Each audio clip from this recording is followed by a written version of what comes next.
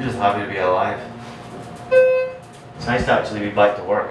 It's the most important thing for me. Just being back in the booth, working. Seeing a live game for the first time, that's going to be fun. And how long? Oh, last time I seen a live game was here against Tigres. Standing with 10,000 fans in the back there. That was an experience. I've been here once before, and this is an interesting booth.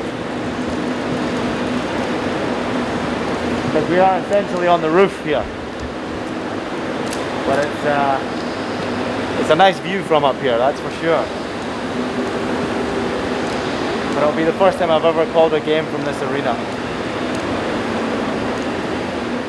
It's been a surreal time. It's been very different, very frustrating, very interesting. I've learned a lot about myself, learned a lot about my family, and now getting back to work, it's been a great feeling.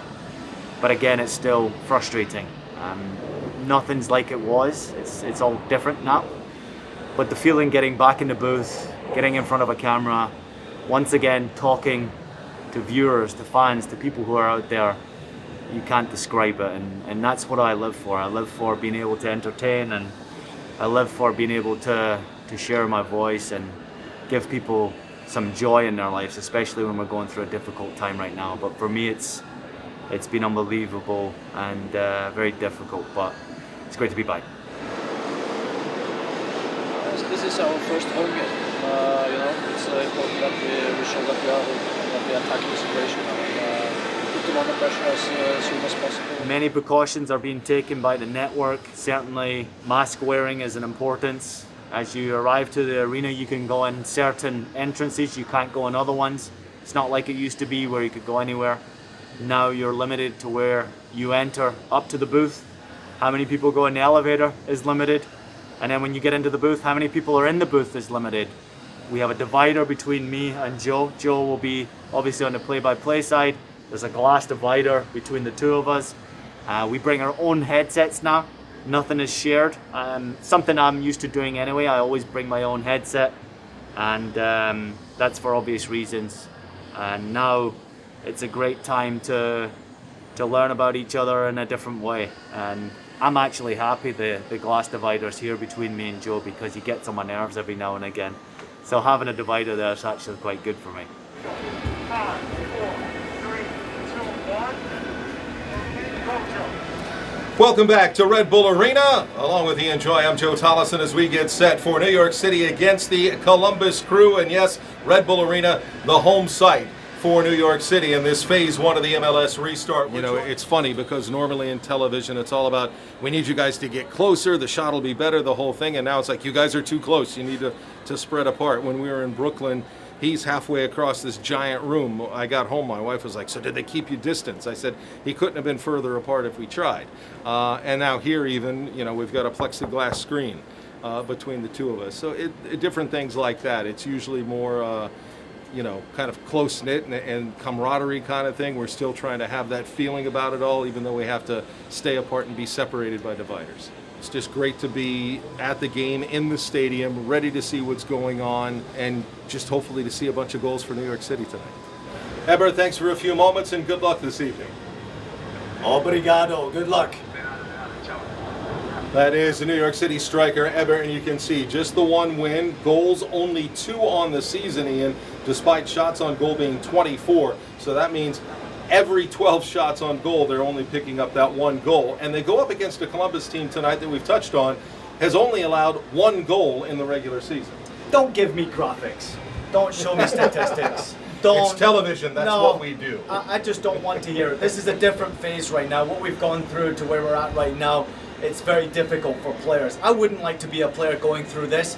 And of course, when things are not going well, you get the pressure even more so on top of you from supporters, from media. This is New York City, so there's a great deal of expectancy with this club. And they want to be entertained, and how to entertain them is to score goals, and it's not happening right now. But it will happen. We all have to be patient.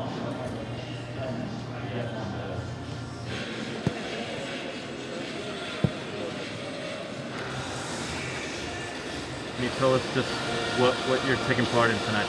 I'm a part of the stretcher crew. We were looking for volunteers internally, and I just wanted to help. I know it's been a long few months and just trying to be active and be back out with the group and try to help. I have never done this. I oversee finance for the club, so this is not normally in my wheelhouse. We're all excited about the team returning back to play and being back in market, and any little bit to try to help. I want to be here.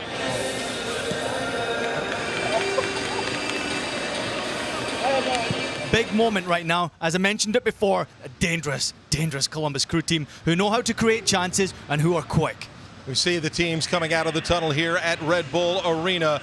A Columbus team that has been very difficult for every team in MLS, and a New York City team that, just like everybody else, it's a lot of games in a short amount of time. 6 games in 23 days for New York City. A tribute to the Black Lives Matter movement and the Black Players Coalition here in Major League Soccer, spearheading that. Warren Craval, New York City native, is the one who designed the t-shirt that the players wear.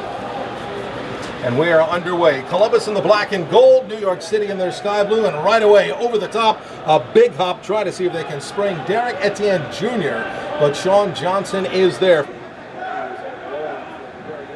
Ready for the second half of play. New York City in the sky blue. Columbus in their black and gold. New York City now attacking right to left. Curious what they'll do there. It looks like it'll be Artur next to Sebastian Berhalter. And Darlington Nagby will move upfield a little bit. This is Eber into the 18. Pushes it aside. There's the goal!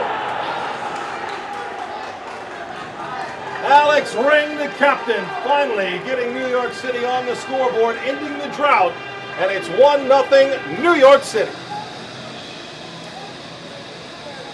Well, no matter how you find that goal, the most important thing is desire and commitment and work rate. Sometimes you have to fight for your own luck, and this time NYCFC get it.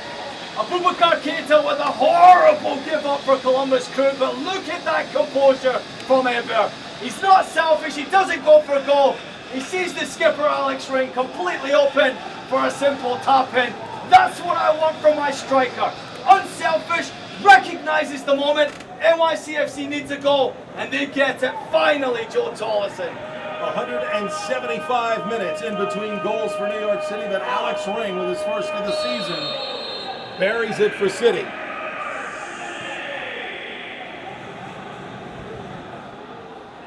And it is 1-0.